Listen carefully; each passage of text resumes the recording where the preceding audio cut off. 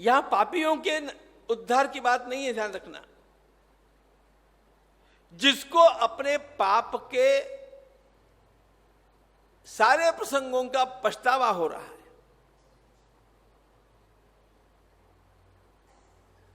ये बात मेरे हाथ से नहीं होनी चाहिए थी, हो गई,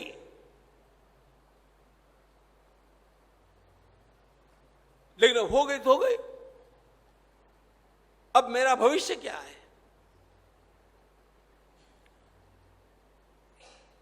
भगवान की भगवद गीता की भूमिका का स्पष्टीकरण करते हुए श्री महाराज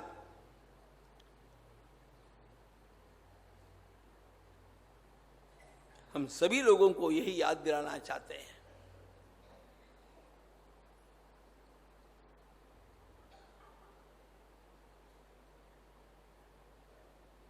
आवश्यकता केवल अंतरंग में पश्चाताप पूर्ण परमात्मा के सामने याचना करने की है।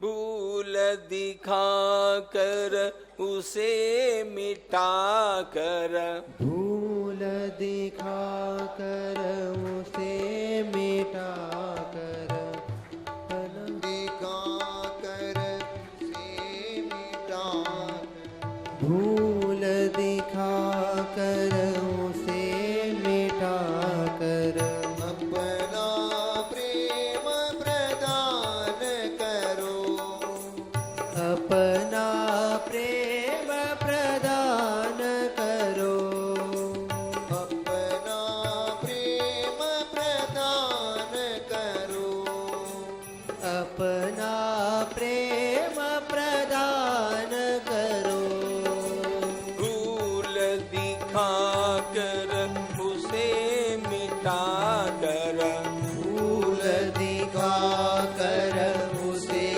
मिटा कर, अपना प्रेम प्रदान करो, अपना प्रेम प्रदान करो, भूल दिखा कर उसे मिटा कर, अपना प्रेम प्रदान करो, भूल दिखा कर उसे मिटा कर, अपना प्रेम प्रदान करो, पीर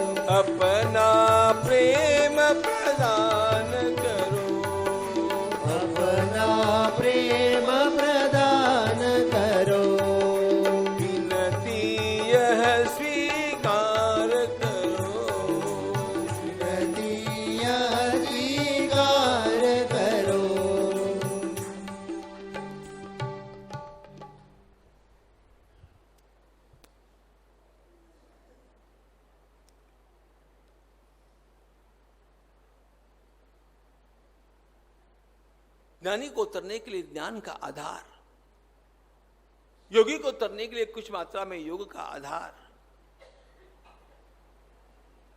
पतितों के लिए तो केवल भगवान की करुणा का आधार।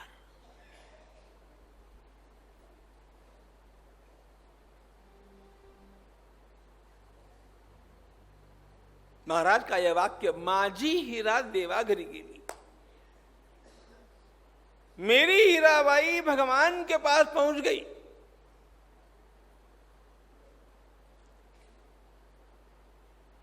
पाप त्याग पूर्वक, पाप के पश्चाताप के साथ, भगवत स्मरण से आज से ही किसी भी जीव के उद्धार का आरंभ हो जाता है।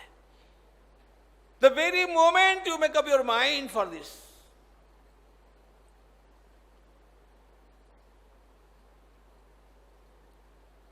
पतित से पतित भी जीव को यह मानना अनावश्यक और गलत है कि पता नहीं अब मेरा तो जीवन ऐसा चला गया, अब क्या होगा ना। भगवान सबके लिए है।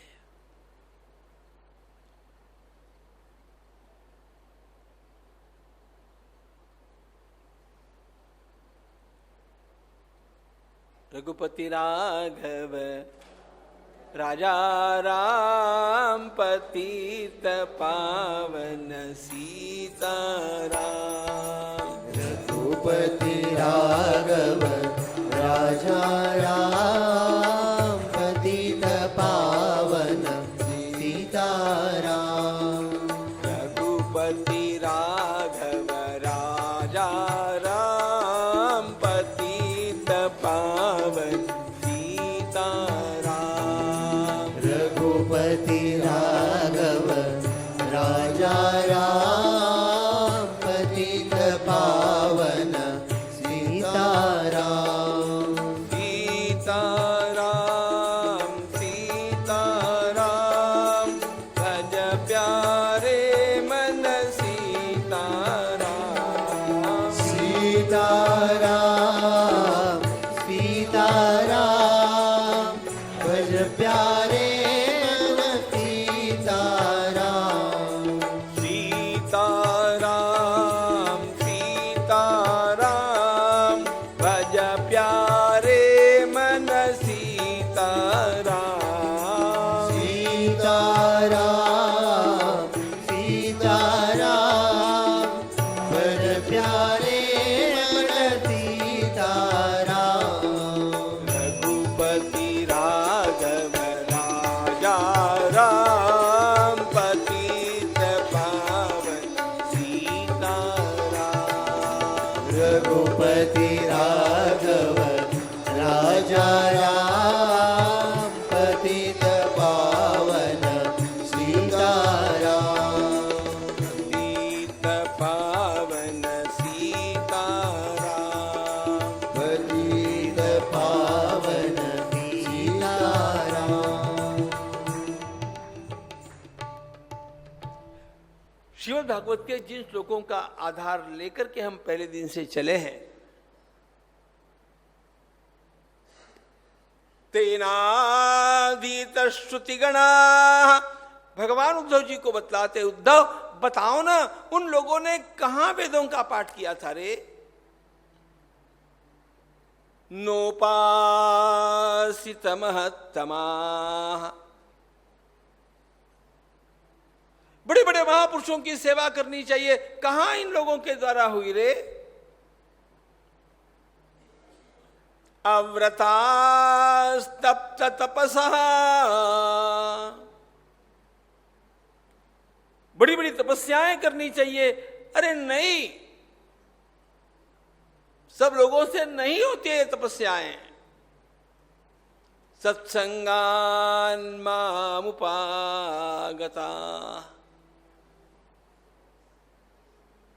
तेनादीत श्रुतिगणाः नोपासित महत्तमाः।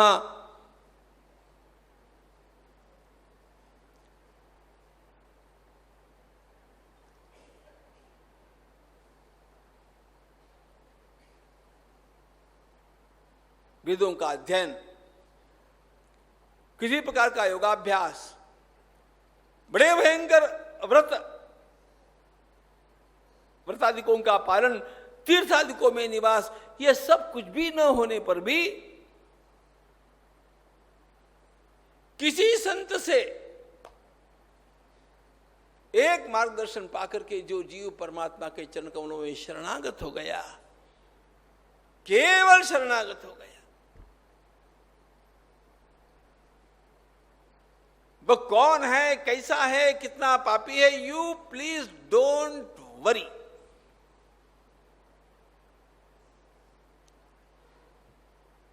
भगवान कहते हैं कितना पाप है,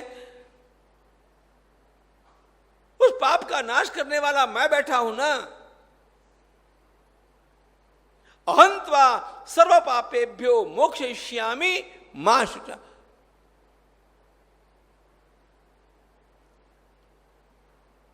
भगवद गीता में भगवान का अंतिम वाक्य यह है, मा शुचा, तुम चिंता मत करो, डोंट वरी, मैं बैठा।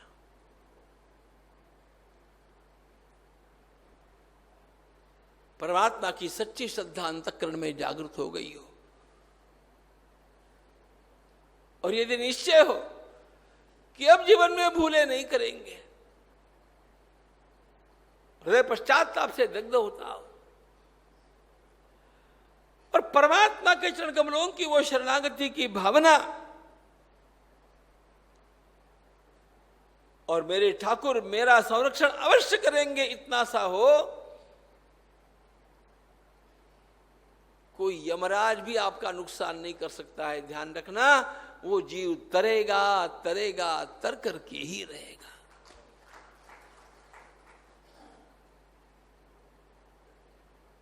पाप का हिसाब आप लगाते बैठो।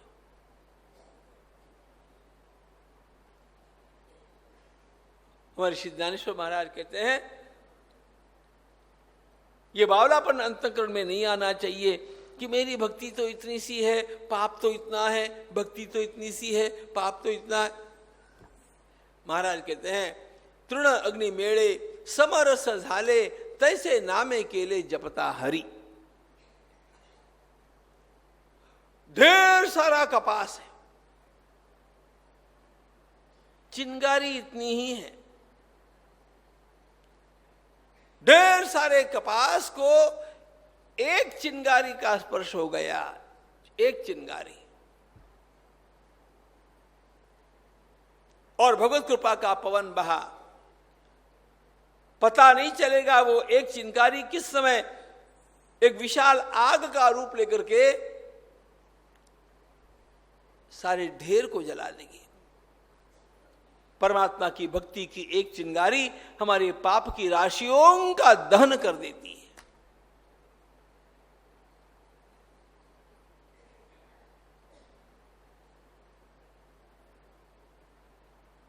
संत श्री गुलाब राव महाराज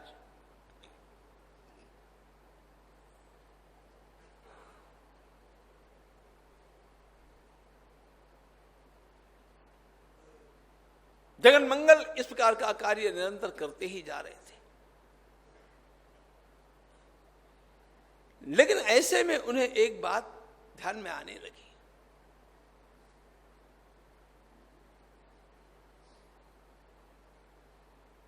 संसार को जितनी आवश्यकता है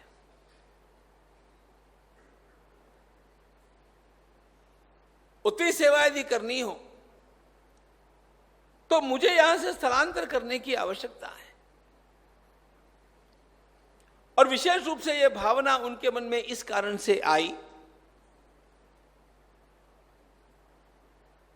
सत्यशोधक समाज के लोग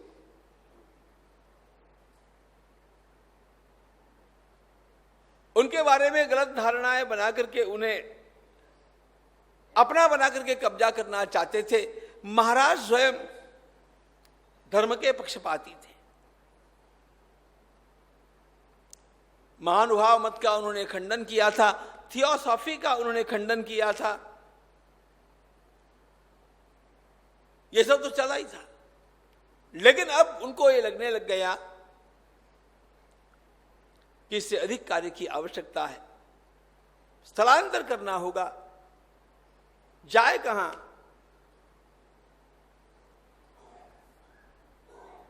महाराज के संपर्क में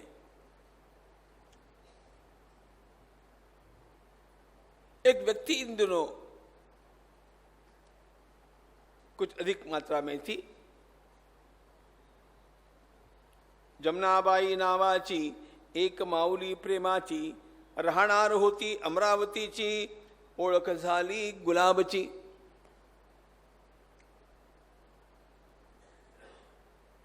जमनाबाई नाम की इस माताजी को लगता था कि कितना अच्छा हो जाए यदि ये गुलाब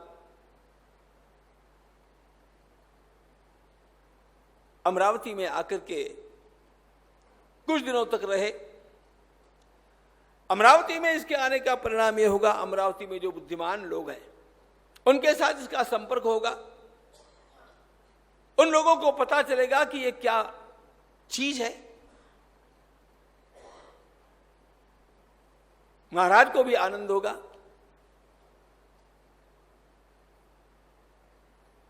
जमनाबाई ने कुछ समय के लिए महाराज वहां पर पधारे, इस प्रकार का प्रस्ताव रखा। महाराज ने कहा मैं भी आना चाहता हूं। महाराज मेरे यहां पर सारी व्यवस्थाएं हैं, कुछ लोग आकर के बैठ सकते हैं, आपकी कथा प्रवचन उसका श्रवण में कर सकते हैं।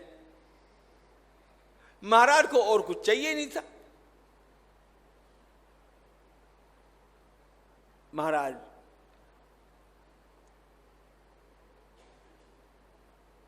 अमरावती के लिए प्रस्थान किए। घर का त्याग तो पहले ही कर दिया था। घर का त्याग करने के पश्चात भी महाराज का माधान में निवास था। वरगराव मास्टर के घर पर था और भी प्रसंगोपात कहीं महाराज रह लेते थे। भोजन तो उनका कभी इसके घर पर है, कभी उसके घर पर है, कभी उसके घर पर है। इसी प्रकार एक साधु का जैसा जीवन वैसा उनका जीवन हो गया था। लेकिन थे माधान में, प्रवास के लिए जाते थे उतना ठीक है, बाकी फिर लौट करके माधान आ जाते थे। हाँ, एक बात जरूर है, जा रहा हूं ताऊ जी ऐसा कहकर के महाराज जिस दिन उस घर को त्याग करके निकले, महाराज ने पुनः अपने जीवन में उस घर में प्रवेश नहीं किया। जिस घर को त्यागा उसको सदा के लिए त्यागा।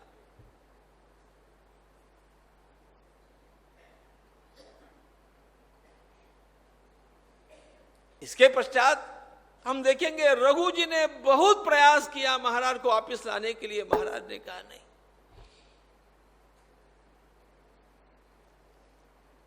लेकिन वो अगली बात है। महाराज इस समय अब माधान से अमरावती के लिए स्थलांतरित हो गए। जमनाबाई के घर पर थोड़ा सा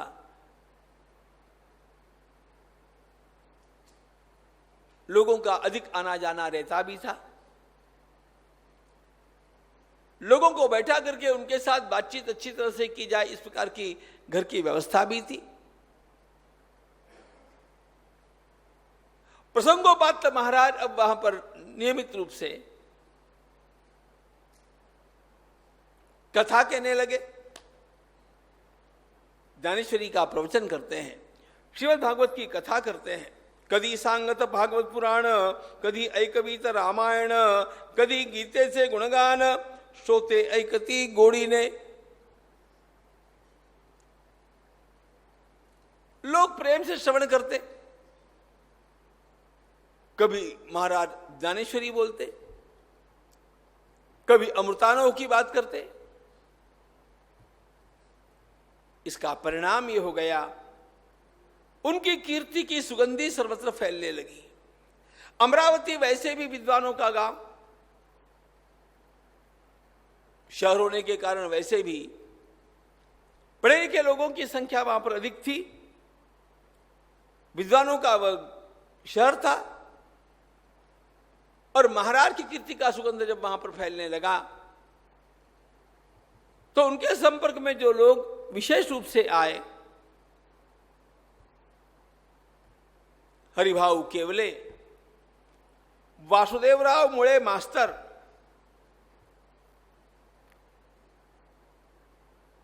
ये उनमें वहां के लिए प्रधान है।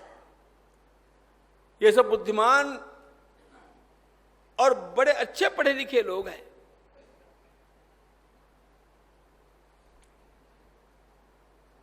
उनके सामने महाराज जब बोलते हैं तो अब महाराज के बोलने के विषयों का विस्तार होता गया। पहले भगवान के भक्ति की बात करते, दर्शन शास्त्र की बात करते,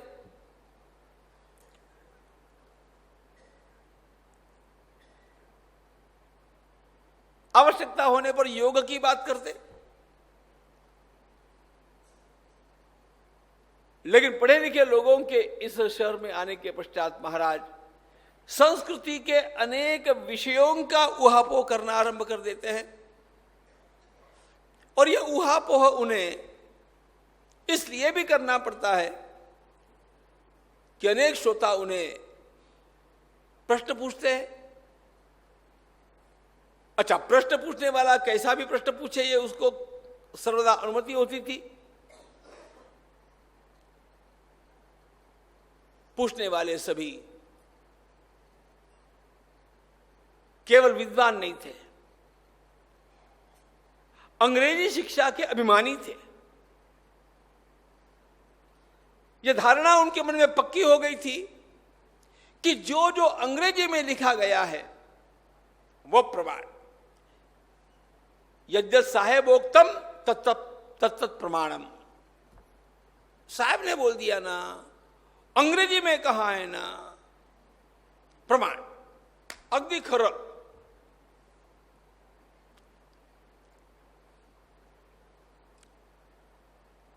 इतना ही था नहीं,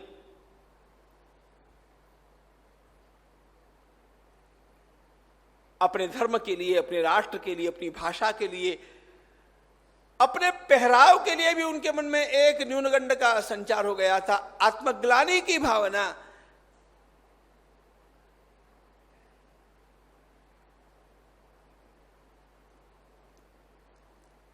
पोशाक करना तो अंग्रेजों जैसा करना, भोजन की स्टाइल अंग्रेजों जैसी होनी चाहिए, भाषा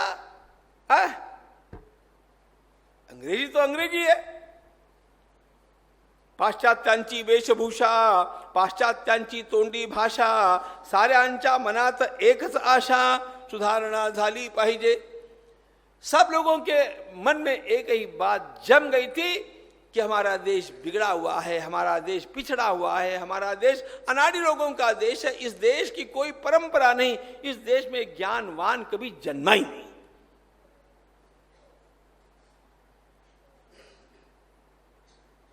हमारे उद्धार के लिए तो परमात्मा ने इन अंग्रेजों को भेजा है। इसलिए जितने जल्दी हम अंग्रेजी भाषा को आत्मसात करेंगे, उनके पहराव को आत्मसात करेंगे, उनके जीवन की शैली को आत्मसात करेंगे, उतना हमारा कल्याण, उतने हम धन्य। अरे यही तो करना था मैकॉले को।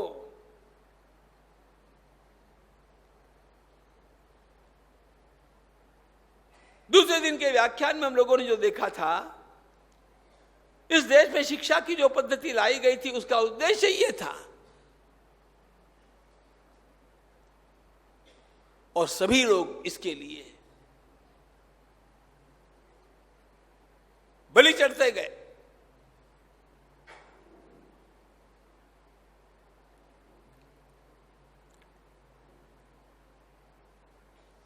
जिन लोगों के साथ महाराज का पाला पड़ा, प्रायः ये सब पढ़े लिखे लोग ऐसे थे।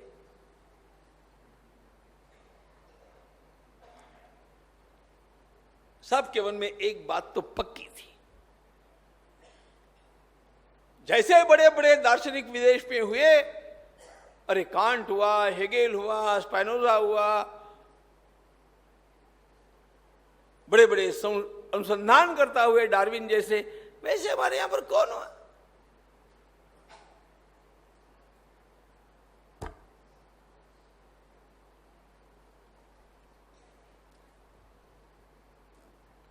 नाम सुनते हैं हम, व्यास हुए, वाल्मीकि हुए, नारद मुनि हुए, ये सब तो उन लोगों के नाम हैं।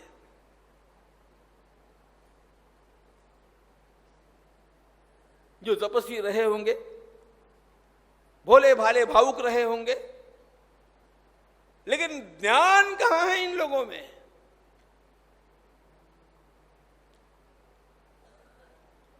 इस अहंकार को धारण किए हुए लोगों के झुंड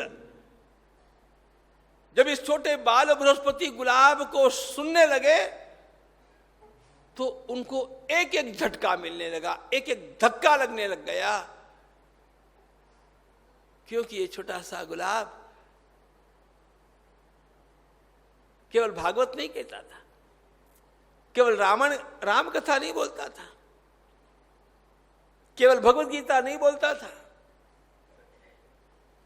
साथ साथ ये भी बोलता था कि आप लोगों को जो पढ़ाया जाता है वो सब इतना गलत है।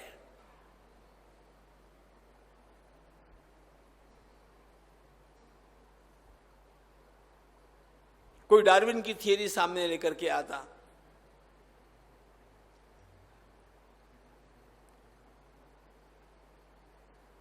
डार्विन ने अपना सिद्धांत संसार के सामने रखा।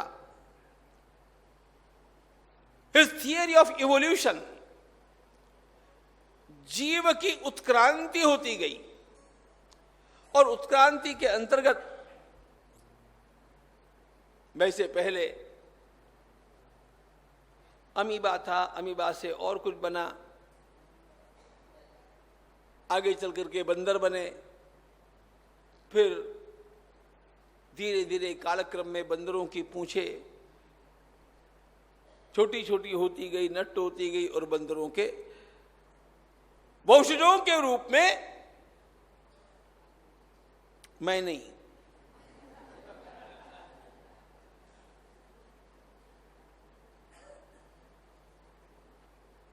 ये मेरे मन में अभी इसलिए आ गया कि हम जहां पढ़ते थे वहां पर, मैं तो ये वाङ्मय बहुत पहले से पढ़ता आया हूं,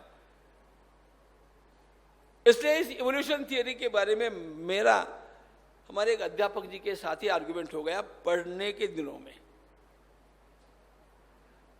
आखिर ये आर्गुमेंट समाप्त कहाँ हुआ? न वो सुनने को तैयार, न मैं सुनने को तैयार। वो तो यही कहते थे कि हमारे पूर्वज तो बंदर ही थे। आखिर मैं ये कह करके बैठा कि सर आपके पूर्वज बंदर हो सकते थे, मेरे पूर्वज ऋषि थे, मेरे पूर्वज बंदर नहीं थे।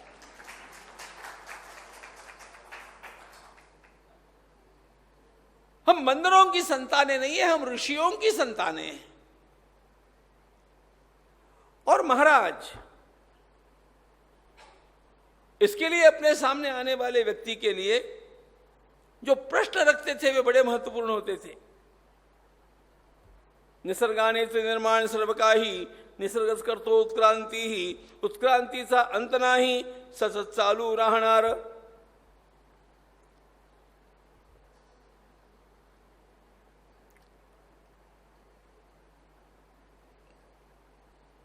उत्क्रांति में ऊपर ऊपर जाना है, निरंतर प्रगति करने की बात है। महाराज कहते भैया ये बताओ उत्क्रांति के पश्चात अपक्रांति है कि नहीं, पुनः ह्रास होता है कि नहीं? वो कहता नहीं। तो फिर अब हम बंदर से आदमी बन गए, अब आगे क्या बनने वाले हैं? जैसे पूंछ हमारी चली गई, अब और क्या क्या जाने वाला है? झालाधरी का अपक्रांत उत्क्रांति ठहरते ही शांत। अच्छा, यदि उत्क्रांति के पश्चात अपक्रांति होनी हो तो उत्क्रांति शांत हो गई, वह रुक गई, और नहीं होनी हो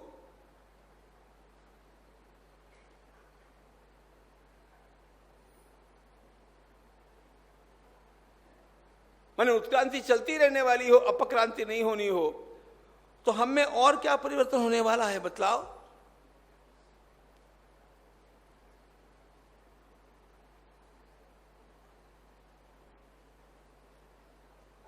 1, 2, 3, 4 महाराज इस प्रकार के उसके सामने प्रश्न खड़े कर देते हैं और फिर भारतीय विचार रखते हैं। जैसे महाराज ने पहले थियोसॉफी का खंडन किया, उसी प्रकार डार्विन की इवोल्यूशन थियरी का खंडन महाराज ने किया। ये हम देख रहे हैं 100 वर्ष पहले की बात। आपको अभी की बात बतला देता हूं। आज की घड़ी में अमेरिका में कोई भी ये डार्विन की थियरी पढ़ता नहीं। It's outdated theory in US. हमारे भारत में पढ़ाई जाती है।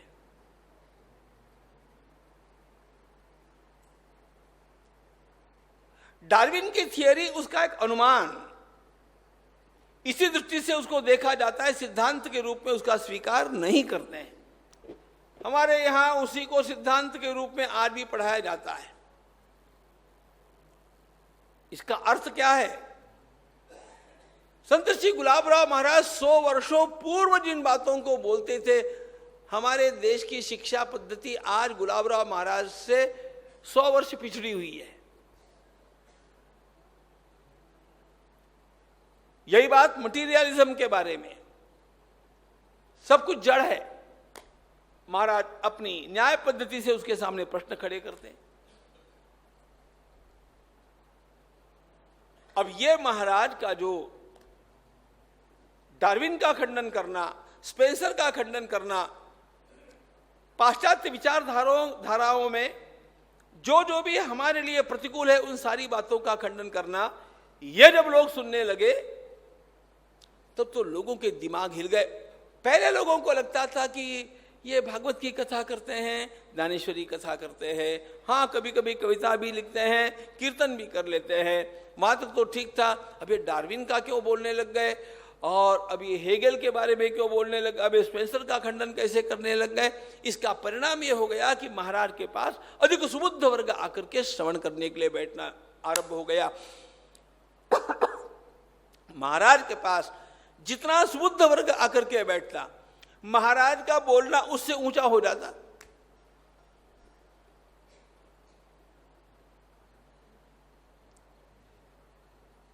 और विशेष बात यह है कि यह सारा साहित्य आज भी उपलब्ध है।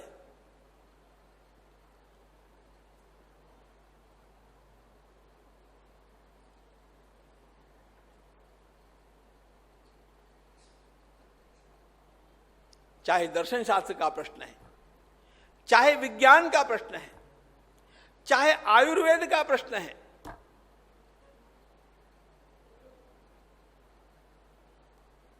चाहे योग का प्रश्न है,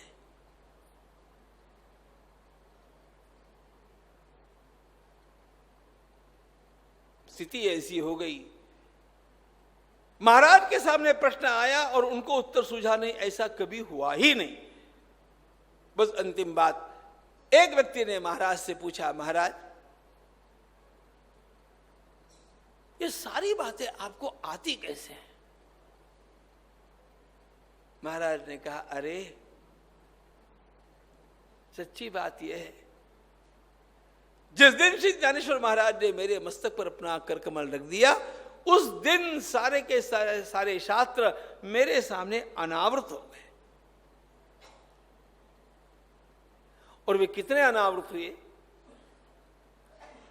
महाराज लोगों से लोग ग्रंथ पढ़ते थे, महाराज सुनते थे। महाराज बोलते थे, लोग ग्रंथ लिख लेते थे। ये सब तो होता था, लेकिन ये सारी लीला लगती है। जिन ग्रंथों को उन्होंने कभी देखा ही नहीं, जिन ग्रंथों को उन्होंने कभी पढ़ने का प्रश्न उठता ही नहीं,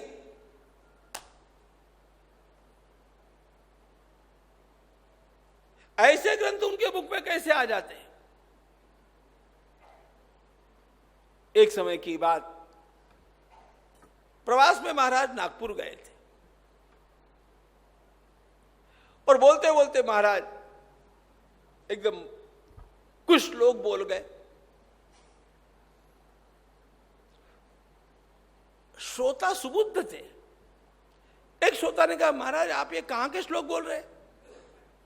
महाराज ने कहा, अरे ये है ना, ये नारद पांचरात्र के श्लोक है। अच्छा, महाराज वैसे तो चालाक थी। चालाकी की एक बात हम लोगों ने कल देखी थी। महानुभावों का खंडन करने के लिए महाराज ने अपनी ओर से ही कुछ अभंग लिख दिए और ज्ञानेश्वर मणे कर दिया। तो लोगों को यह भी आशंका आ जाती कि कहीं महाराज स्वयं संस्कृत में श्लोक तुरंत बोल करके और हमारे मुंह तो बंद नहीं कर रहे हैं। अच्छा, श्रोता नागपुर के,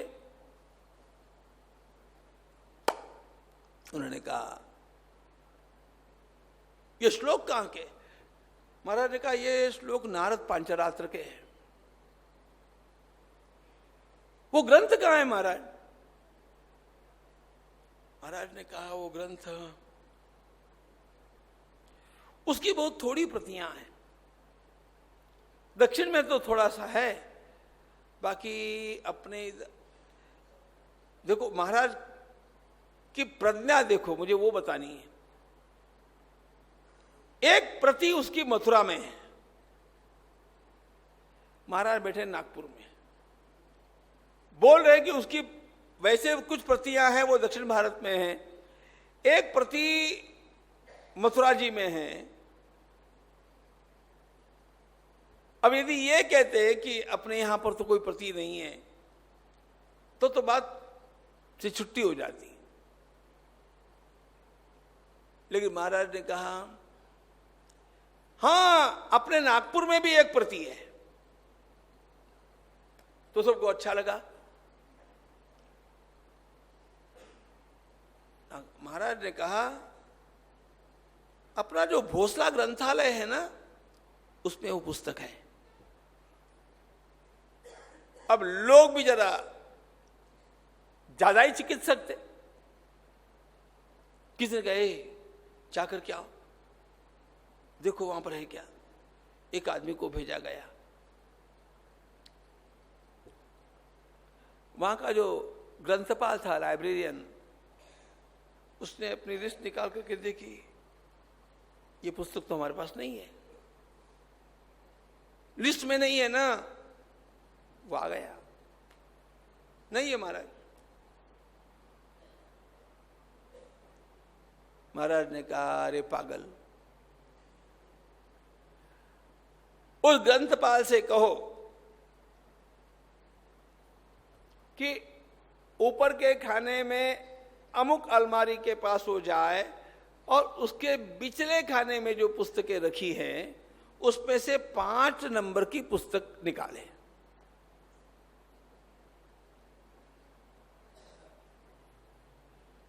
नागपुर के लोग ज्यादा ही बुद्धिमान हो गए। ग्रंथपाल से कहा भाई ये देखो, ये अलमारी, इस अलमारी का ये खाना, इधर से 5वीं पुस्तक, जरा कौन सी निकालो तो।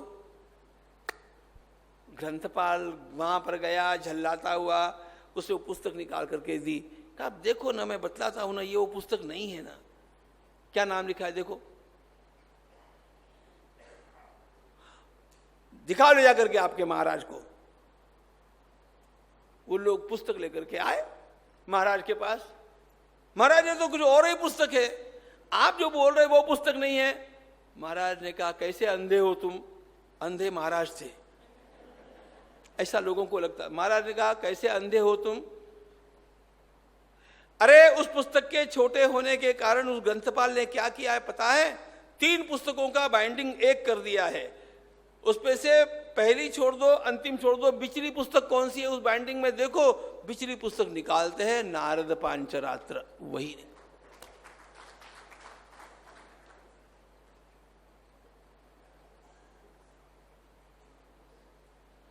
ये प्रज्ञा कहां से आई?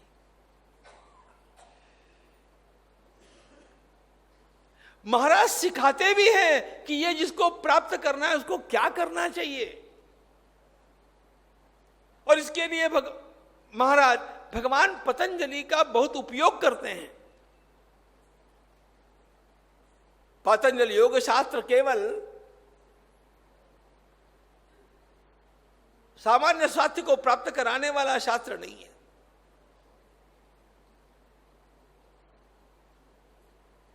जो स्वयं शब्द के ऊपर धारणा करेगा, शब्दात्मक जितनी ज्ञान राशि है वो सारी की सारी उसके लिए अनावृत हो जाएगी। ये उसका मूल सिद्धांत है। शब्द गुणकम आकाशम, शब्द आकाश का गुण है। आकाश की धारणा आकाशस्थ समस्त शब्दों को अपने पास खींच लाती है और